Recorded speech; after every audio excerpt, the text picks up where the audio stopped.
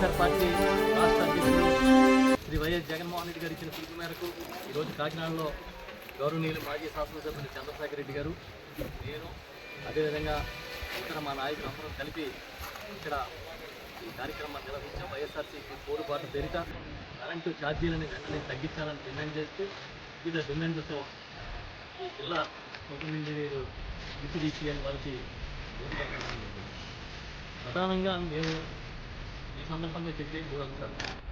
ఒకటి, చంద్రబాబు నాయుడు గారు ఎన్నికల ముందు ఎక్కడికి వెళ్తే అక్కడ నేను వస్తే ఇంకా అసలు మీకు స్వర్ణయుగం అన్నాడు, ధరలు పెంచడం కాదు తగ్గిస్తానన్నాడు, ఛార్జీలు పెంచడం కాదు తగ్గిస్తానన్నాడు.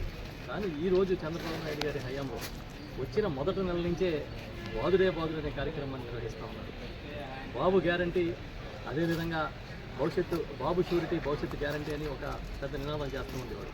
ఇవాళ బాబు గ్యారంటీ, బాబు షూరిటీ, బాదుడు గ్యారంటీ అనేది ఇవాళ కనిపిస్తూ ఉంది.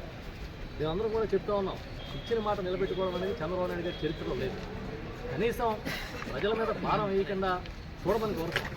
15,485 కోట్ల రూపాయల విద్యుత్ ఛార్జీలను పెంచి అన్ని వర్గాల మీద, చాలా పేద వర్గాలు మొదలుకొని ఉన్నత స్థాయి వర్గాల వరకు ప్రతి ఒక్క వినియోగదారుని మామూలుగా బాధలే.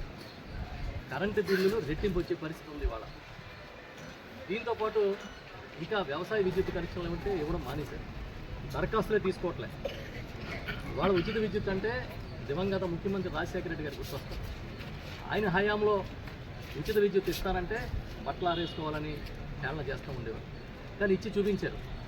నాన్న ఒక్క అడుగు ముందుకేస్తే నేను 4 అడుగులు ముందుకేస్తానని చెప్పిన జగన్మోహన్ రెడ్డి గారు 7 గంటలు కాదు 9 గంటలు ఉచిత విద్యుత్ ఇచ్చి ఎక్కడా కూడా ఆగకుండా ఫీడర్లు ఆధునీకరించి దాదాపుగా నిరంతరాయంగా విద్యుత్ ఇచ్చారు.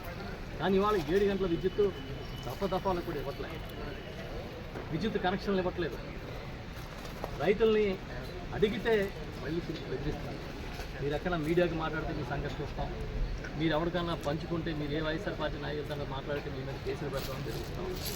ఇది కాకుండా ఎస్సీ ఎస్టీ పేద కుటుంబాలకి 200 యూనిట్లు ఉచిత విద్యుత్తుని గృహ వినియోగదారులకు ఇస్తానని చెప్పి ఆ రోజు 2019లో గౌరవ ముఖ్యమంత్రి జగన్మోహన్ రెడ్డి గారు హామీ ఇచ్చారు. ఆ హామీని తూచా తప్పకుండా పాటించారు. కానీ ఈ ప్రభుత్వం వచ్చిన తర్వాత ఫీజులు పట్టుకుపోతూ ఉన్నారు. మీరు ఊహించిన దానికన్నా ఎక్కువ సీట్లు సంపాదించుకున్నారు. ఏ రూపంలో సంపాదించుకున్నారో సంపాదించుకున్నారు. చాలా కంఫర్ట్గా అధికారం వచ్చింది మీకు. ఇంకా ఎందుకు చంద్రబాబు నాయుడు గారు మీకు ఈ కక్షాన్ని వదులుతున్నారు? చెప్పిన మాట ఎప్పుడూ చెప్పరు, చెప్పిన మాట ఎప్పుడూ చేయరు. చెత్త పన్ను దగ్గర నుంచి విద్యుత్ బిల్లుల వరకు దేన్ని వదలకుండా బాధేసి ఇదే సంపద సృష్టి అని మీరు కలలు కంటూ మమ్మల్ని కూడా ఆ కళల్లో ముంచాలని ప్రయత్నం చేస్తామని ఎంతవరకు సాగదు. మా నాయకుడు జగన్మోహన్ రెడ్డి గారు ఏదైతే పిలుపునిచ్చారో ఆ మేరకు ఖచ్చితంగా పెంచిన విద్యుత్ ఛార్జీలను తగ్గించాలి. మీరు ఇచ్చిన హామీ ప్రకారం ఆనాటికి ఉన్న విద్యుత్ ఛార్జీ కన్నా తగ్గించాలనేది మేము డిమాండ్ చేస్తున్నాం.